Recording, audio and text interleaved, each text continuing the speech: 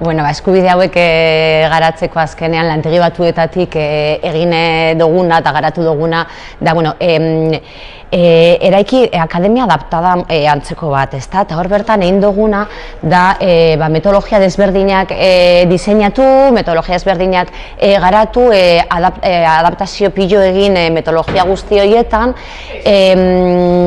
jolas antzeko bat diseinatu, online egin ahal izateko, trivial moduko bat, trivial horretan egiten genuena da, esan hainbat eta hainbat galdera jarri jokoan, eta euren artean saio horiek jolasten zituzten, eta azkenean hori memoria eta bebai garatzen zuten horregaz.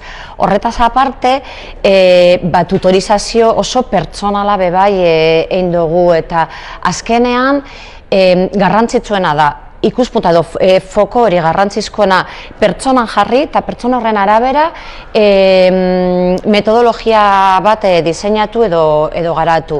Azkenean, garrantzitsuena irisgarritasun kognitiboa landu barrera guzti horiek kendu ahal izateko bidetik, ez? Eta irisgarritasun ildo horretan ez bakarrik dokumentazioa, ez bakarrik ezitzeko metodoak, baizik eta azkenean espazioak bebai, garrantzitsuak dira. Nun zegoen jokatuta akademia adaptada hori, eta orduan azkenean ikuspuntu integral horregaz, behintzat saiatu gara bidea erresten saiatu gara.